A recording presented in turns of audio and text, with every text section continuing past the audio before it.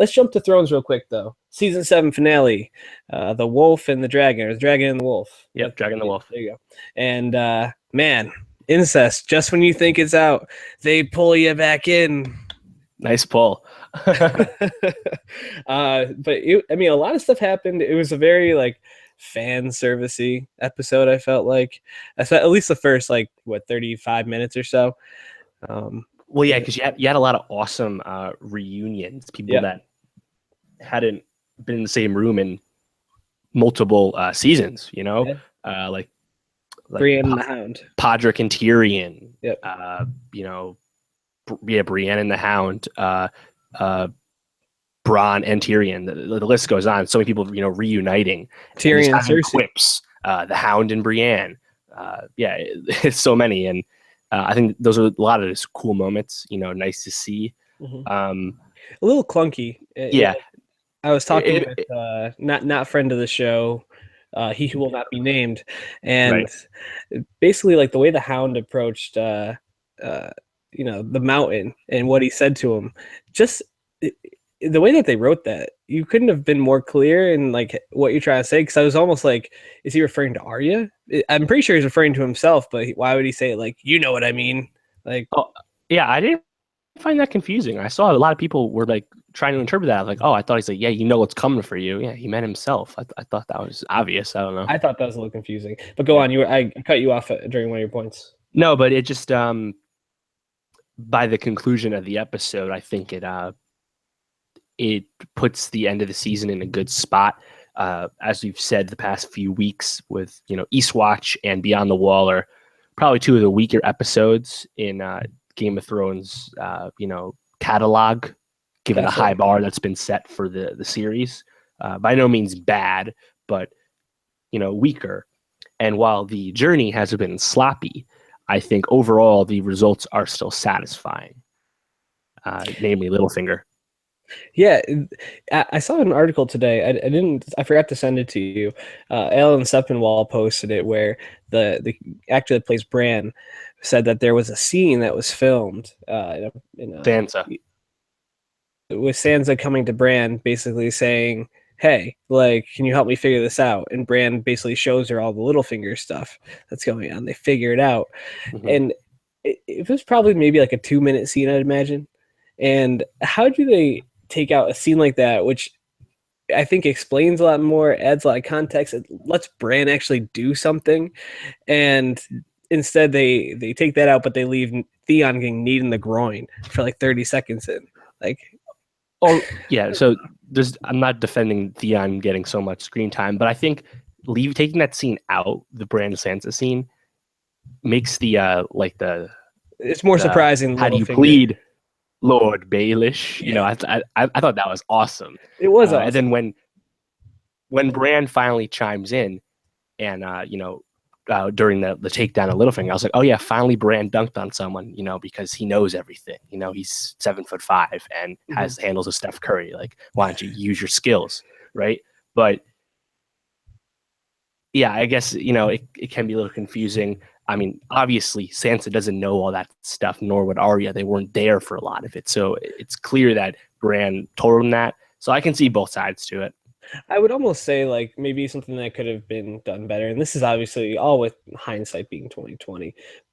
But if they had, while Sansa's like explaining how she's a slow learner and they put all this together, like if they'd cut to like maybe like a scene while she's talking where it shows her like coming to Bran, something like that, it would have been a really good way to fill in and kind of satisfy both sides of it. Sure. I did think that was a really cool reveal, and the Littlefinger like surprised eye look. One of my new favorite gifs of all time, maybe. Yeah, it's the surprised white guy meme from John Bum. Very appropriate that the last words Littlefinger says are Sansa.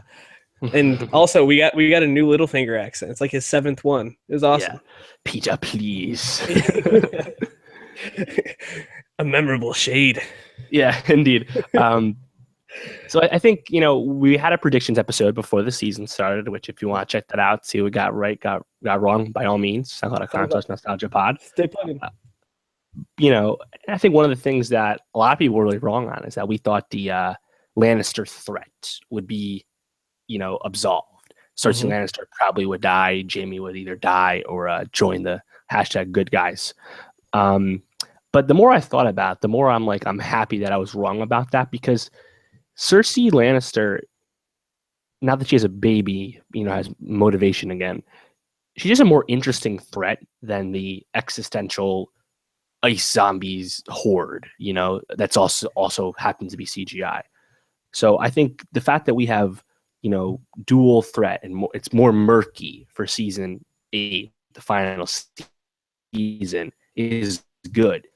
All right, good guys are here. Night King is there. They fight.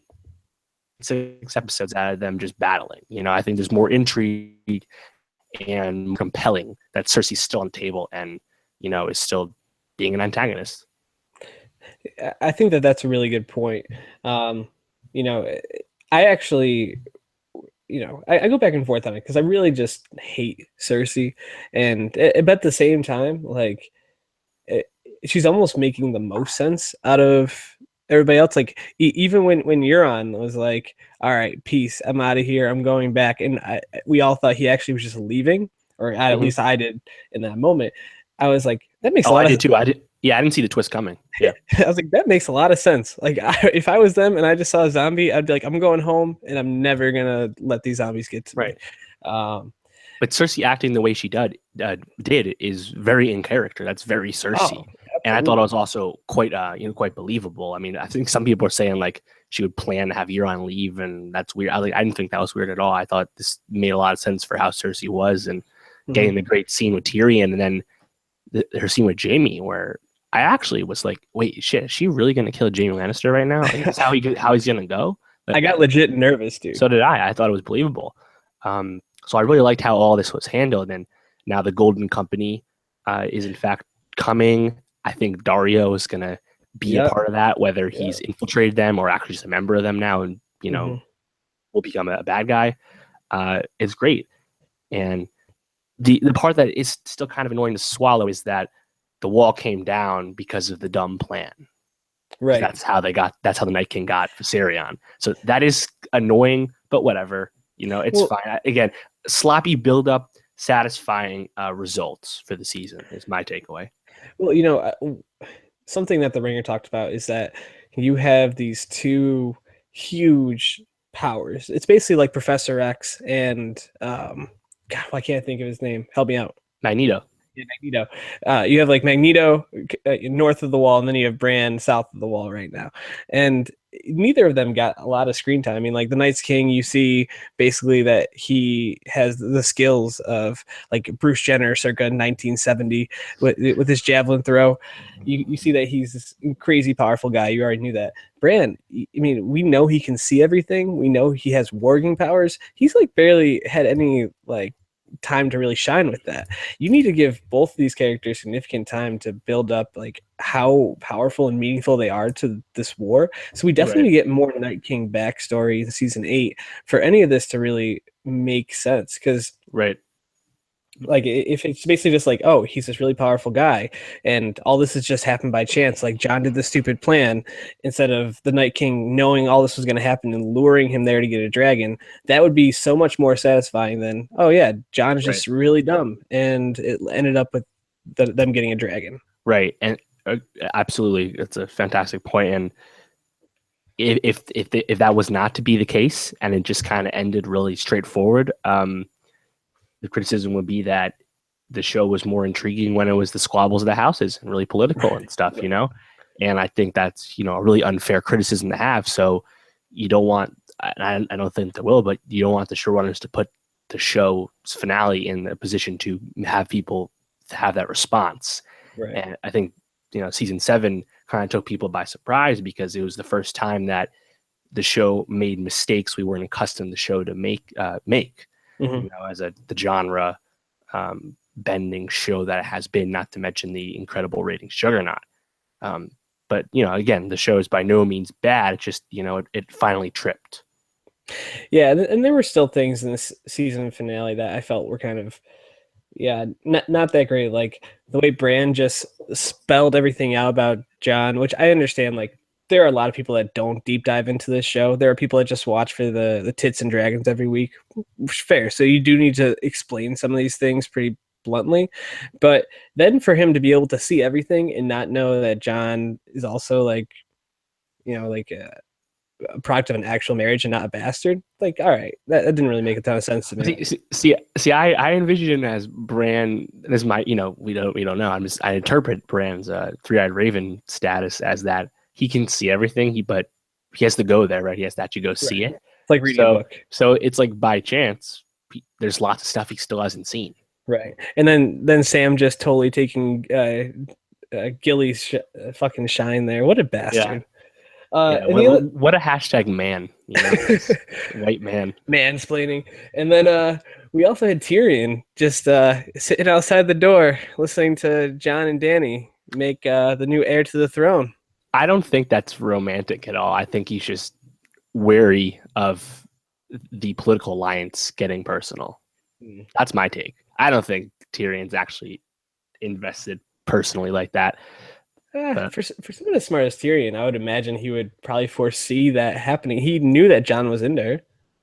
Yeah, again, I think it's up for interpretation, and it'll come to a head, really quickly. Yeah, it did come to a head. Yeah, the wheel was broken, if you will. The White Wolf. But just some notes about the show as a whole before we wrap up. 16.5 million people watched the finale live/streamed it that night. Crazy. And that's up 19% from the season debut and 36% from the season finale last year, which was one of the best, episodes of the show's history. The show averaged 31 million total viewers per episode, which is fucking absurd, which is up 34% from last season. And then finally, an estimated 90% of US HBO subscribers watch Game of Thrones. So the show is just an absolute force, which is incredible. Now, you see this all over the internet because it's an easy piece to get clicks, right? When is Game of Thrones coming back? 2019. Tell me more, right? Right. So Mashable had a great Reddit for this. I can't take credit. So production is rumored to begin in October this year, which is about 2 months later than production started last year. Hollywood Reporter sources say that the shoot for season 8, the final season, could last until this coming August. It's a 10-month shoot. And season 7 was only a 6-month shoot. And they had 5 months of post-production time. So they need a lot of time to render and process all this footage, not to mention set aside time for the special effects, of which, of course, was expected to be many. It's 6 episodes, but they're all expected to be more than an hour, but less than 90 minutes because that's when actors' salaries get prorated. Found that out. Can't pay them too much now.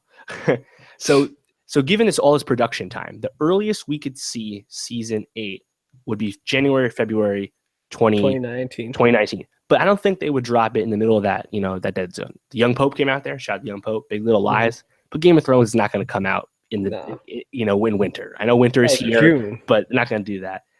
But they also don't want to wait forever, right? So I think June's too late. They'll probably go back to their traditional March, April window that they've been doing before, basically, dominate the spring. And probably the best time to do it would be Sunday, March 24th, meaning the finale would air April 28th, because this way the show dominates that whole spring for 6 weeks, and then it ends right before Infinity War comes out and the summer blockbuster season starts. I think it's just perfect. It's a perfect window. To have nothing at all can match with you, because January and February that's they're not going to drop it there, but they're also not going to wait forever. They don't want to wait 2 years. So this would be 1 year and 8 months if they dropped it at the end of March. Big wait. That sounds like a pretty solid prediction. Like, makes a lot of sense. So we'll definitely. I mean, we'll people will be blowing up Game of Thrones news until we get to season 8. We'll be hearing a lot about it. Quick before we end, MVP of the season for you. Ooh, good one. Night King is close. I want to say Jon, even though he had a big fuck up. I still want to say Jon. Yeah. Well, I mean, it was confirmed that he's the heir to the Iron Throne. He finally got south of the wall with Danny. I mean, yeah, he had a lot of good stuff. He went back and forth like 100 times a season, covered a lot of miles really quickly. Get those frequent flyer miles must be really good. Also, one last thing about John. Why the fuck is he named Aegon? His older dead brother was Aegon too. That's Stupid. it's weird. Stupid. Targaryens are weird, but it's still kind of weird. Yeah. I mean, they could have gone with what is it, Jaharius? Jaehaerys, yeah, Jaehaerys? the name of two Targaryen kings. Yeah. The least valuable player of the season. In terms of impact, like, but he actually did stuff. Probably Tyrion, but overall, it's probably Varys because he did fucking nothing. I was gonna say where was Varys? Yeah. It might actually be Wolf because Wolf. I mean, anytime they could have used Wolf, they were like, nah, I don't want to spend on that CGI. We gotta make these dragons. Ghost. Yeah. Oh yeah, of course. Yeah, Ghost. No time for you. Anyways, we have to wrap up there. We're going to be talking fall movie preview next week, so tune in for that. TV preview. TV preview. Ah, Jesus. Yeah, we'll do a movie preview at some other point. Oscar movies. Yeah. Oh yeah. But until next week, Dave Martinson, Pat Sheehan, at Martin Swagger, at Sheehan World Peace, at Nowstalgia Pod, SoundCloud.com, YouTube, Stitcher, Google Play. Find us everywhere. Not on Spotify. But if you want to listen to Taylor Swift's new song, you can find that on Spotify. It's not good. Don't listen to it. It sucks. No. All right. We'll be back next week. Have a good week. See you then.